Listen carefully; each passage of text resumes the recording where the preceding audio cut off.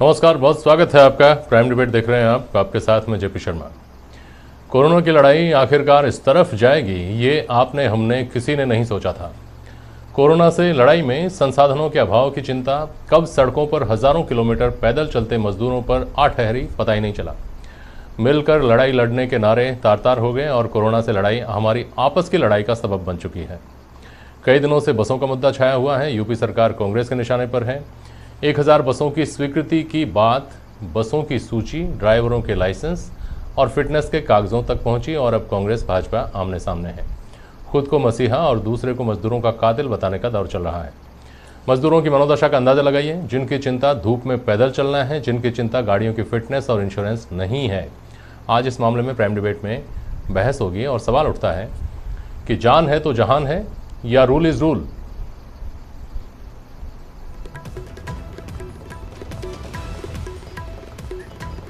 मजदूरों की बेबसी पर राजनीति आखिर कब तक?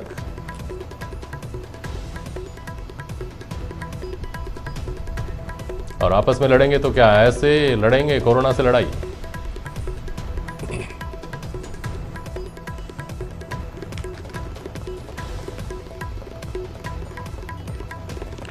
हमारे साथ प्राइम डिबेट में आज भारतीय जनता पार्टी के विधायक रामलाल शर्मा हैं। श्याम सुंदर शर्मा वरिष्ठ पत्रकार हैं हमारे साथ, और राजस्थान सरकार के मंत्री प्रताप सिंह खाचरियावास थोड़ी देर में हमारे साथ जुड़ेंगे। रामलाल शर्मा जी, कोरोना के प्रबंधन को लेकर पहले दिन से, जब से हमने जाग कर कोरोना के खिलाफ लड़ाई शुरू की है, तब से हम इस खुशी में हैं कि हम बहुत बेहतर सिचुएशन में हैं। हमने दुनिया के तमाम मुल्कों से बेहतर प्रबंधन किया है। हमारे यहाँ मोर्टलिटी रेट कम है। हमारे यहाँ लोगों ने लॉकडाउन का पालन किया है। ये सारा जो पीठ थपथपाना है, ये मज़दूरों की हज़ारों किलोमीटर चलते हुए तिल तिल करके जो मौत हो रही है, मज़दूर परेशान हो रहे हैं, मज़दूर बीमार पड़े हैं, उसके बावजूद हम अपनी पीठ थपथपाने की स्थिति में अभी हैं क्या रामलाल शर्मा?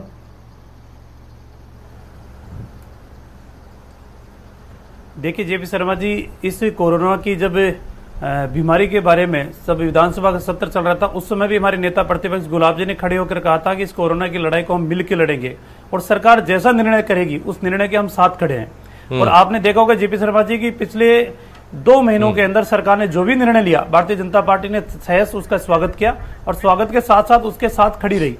मजदूरों की समस्या ले लो या क्वारंटाइन सेंटर के अंदर ले लो या प्रवासी जो मजदूर पैदल चल रहे थे उनके भोजन की व्यवस्था को ले लो, हर जगह भारतीय जनता पार्टी का कार्यकर्ता उनके सहयोग के अंदर सरकार के साथ खड़ा रहा।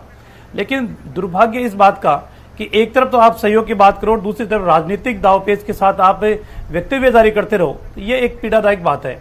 राजस्थान के अंदर जिस तरीके के हालात, मुख्यमंत्री जी बार बार ये कहते थे कि अगर किसी भी उपखंड कार्यालय के बाहर से अगर कोई मजदूर गुजरेगा तो वो संबंधित उपखंड अधिकारी जिम्मेदार रहेगा। मैं मुख्यमंत्री जी से पूछना चाहूंगा, सरकार से पूछना चाहूंगा कि कितने एसडीएमओ के साथ आपने कार्रवाई की? क्या मजदूर पैदल चल नहीं रहे? अभी भी आपके टीवी चैनल के माध्यम से कई मजदूरों की तस्वीरें पैदल चलते हुए आप सब दिखा रहे हो, तो आखिरकार कौन से उपखंड कार्यालय के बाहर से वो गुजर रहे हैं और कितने उपखंड कार्यालयों के खिलाफ आपने कार्रवाई की? रही बात बसों की, राजनीति करने की, जिसके ऊपर आज की मुख्य डिबेट है, जेपी शर्मा जी, बसों की बात राजस्थान की सरकार ये कहती है कि हम प्रत्येक मजदूर को बसों के माध्यम से, ट्रेनों के माध्यम से पहुंचाने का काम करोगे, लेकिन धरातल के ऊपर मुख्यमंत्री जी कहते बात अलग है, वास्तविकता अलग है। राजस्थान सरकार ने केंद्र सरकार के सामने कभी ऐसी मांग नहीं रखी कि राजस्थान के मजदूरों को लाने के लिए हमारे को 50 ट्रेनों की आवश्यकता है। डिमांड रखेंगे कि 2 ट्रेन रखेंगे, 3 ट्रेन रखेंगे। दूसरी तरफ ये कहते हैं कि राजस्थान की सरकार ने बसों की व्यवस्था यूपी के अंदर जाने वाले मजदूरों के लिए की थी, लेकिन यूपी सरकार ने उनको परमिशन नहीं दी। जेपी शर्मा जी, आपको भी पता है कि राजस्थान के मुख्यमंत्री जी ने यहां से पास बनाकर जो लोग चले गए या वहां से रवाना होकर गुजरात और महाराष्ट्र चल के आ गए, आपने बॉर्डर सील करने का काम किया। वो इसलिए किया क्योंकि आपके पास जो प्रवासी राजस्थानी आ रहे थे उनकी माकूल व्यवस्था आप नहीं कर सकते थे, उनकी स्क्रीनिंग नहीं कर सकते थे, उनके क्वारंटाइन सेंटर की व्यवस्था नहीं कर सकते थे। तो आपने कहा कि हम धीरे धीरे एक साथ नहीं लेकर आ सकते, धीरे धीरे लाने का काम करेंगे। ये स्थिति यूपी के अंदर है। आप 1000 बसों को एक साथ यूपी के अंदर लेकर रखोगे तो आखिरकार सरकार को भी व्यवस्था करनी पड़ती है। और जिस तरीके की राजनीति होता तो कोई बात नहीं थी ना, सिर्फ अपने राष्ट्रीय यूपी सरकार ये बोलती ना, गांधी परिवार को खुश करने के लिए आपने 1000 बसें लगा दी। 1000 बसें कौन सी थी, कितने नंबर थे, स्कूल की बसें थी, फिटनेस थी या नहीं थी? आखिरकार आप सिर्फ राजनीतिक मैसेज देने का काम करते हैं, बाकी धरातल के ऊपर हकीकत के अंदर गरीब आदमी की पीड़ा हरण करने का काम राजस्थान की सरकार ने नहीं किया। ठीक है, ठीक है। अब आप मुझे बता दीजिए, आपने जो उदाहरण दिया कि हमने तो बॉर्डर सीज किए बाहर से आने वाले लोगों के लिए, तो यूपी सरकार ने बजाय वाहनों के फिटनेस मांगने के, वाहनों के लाइसेंस और वाहनों के इंश्योरेंस मांगने के, ये कहा होता है कि भाई इतने लोगों की व्यवस्था करने में सक्षम नहीं है, इतने सारे लोगों को एक साथ नहीं ला सकते, धीरे धीरे लाइए, 1000 बसें एक साथ मत भेजिए, 100 भेजिए, कल 100 भेजिएगा, परसों फिर 100 भेजिएगा, तो बात समझ में आती। उन्होंने तो इंश्योरेंस सर्टिफिकेट मांगे, उन्होंने तो फिटनेस मांगे, ड्राइवर के लाइसेंस मांगे, या ये मीन में एक निकाला कि ये तो बस नहीं है, ये तो ट्रक का नंबर है, ये तो किसी दूसरी गाड़ी का नंबर है। ये दोनों बातें कहाँ एक जगह मेल खाती हैं रामलाल शर्मा? जेपी शर्मा जी, दो तरीके के हैं। एक तो है कि मजदूरों की पीड़ा का हरण करने का काम हो, और पीड़ा उनकी अगर वास्तविक समस्या है उसको समाधान करना चाहिए, वो हर सरकार की नैतिक जिम्मेदारी है। और उत्तर प्रदेश की सरकार उस नैतिक जिम्मेदारी को निभाते हुए बहुत चरणबद्ध तरीके से उन प्रवासी मजदूरों की समस्या का समाधान कर रही है। लेकिन सिर्फ आप पॉलिटिकल मैसेज देने के लिए कि हम ही आपके पालनहार हैं, हम रामलाल जी, प्रवासी मजदूरों की समस्या, हाँ पॉलिटिकल मैसेज अगर है तो मैं उस पर भी बात करूंगा ना, अभी प्रताप सिंह खाचरियावास जुड़ेंगे मेरे साथ। लेकिन हम इस बात से कैसे पर्दा झाड़ सकते हैं भाई साहब? मजदूर के साथ, हाँ, अरे रामलाल जी, मुझे तो एक बात बता दीजिए, मजदूर की समस्या क्या है? प्रवासी मजदूरों की समस्या, प्रवासी मजदूरों की समस्या, प्रवासी मजदूरों की समस्या। जब पहुंच जाएगा आदमी अपने घर पे, तब समस्या होगी उसके रहने की, तब समस्या होगी उसके खाने की, तब रोजी रोटी की समस्या होगी। आज तो उसके घर पहुंचने की समस्या है, आज तो उसके घर पहुंचने की समस्या है, और उसमें हम मांग रहे हैं इंश्योरेंस, उसमें हम मांग रहे हैं फिटनेस। पार्टी ने कहा था कि हम पार्टी के खर्चे से इनको बेचने का काम करेंगे, तो कांग्रेस के नुमाइंदे बताइए तो सही कि कितने पैसे आपके कांग्रेस पार्टी के खजाने से निकाल कर आपने खर्च करने का काम किया।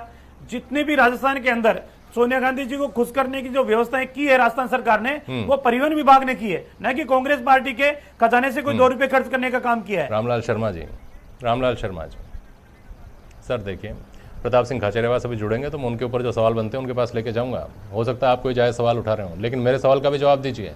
रास्ते में पड़ा हुआ व्यक्ति अगर कोई दुर्घटनाग्रस्त हो गया है और उसको हॉस्पिटल लेकर जाना है और उसके लिए कोई वाहन उपलब्ध होता है, तो हम ये पूछेंगे क्या कि इस वाहन को जो आदमी चला रहा है उसके पास ड्राइविंग लाइसेंस है कि नहीं है, ये गाड़ी इंश्योर्ड है कि नहीं है, इस गाड़ी का फिटनेस कहीं खत्म तो नहीं हो गया है? ये पूछेंगे या पहले उसको हॉस्पिटल लेकर जाएंगे? मजदूरों की चिंता यह है कि पहले उन्हें उनके घर पहुंचाइए, कोई सा भी प्रदेश हो। और अगर यूपी में कोई भी व्यक्ति ये काम कर रहा है और उसके लिए वाहन राजस्थान से जा रहे हैं, देने के लिए हम ये तहकीकात नहीं करेंगे, ये पूछताछ नहीं करेंगे।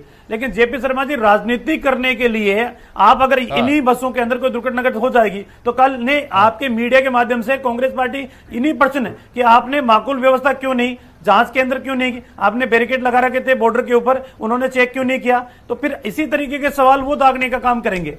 तो इससे बेहतर यह है कि किसी भी राज्य की अगर है, आज अशोक गहलोत जी की सरकार राजस्थान के अंदर हो जाएगी, ये भी प्रवासी रास्ते चलते लोग यूं ही मर रहे हैं, सिर्फ संदेश देने जो लोग रास्ते में चल रहे हैं वो वैसे भी मर रहे हैं, मैसेज देने का काम करे धरातल। और मुझे एक बात बताइए, मुझे एक बात बताइए,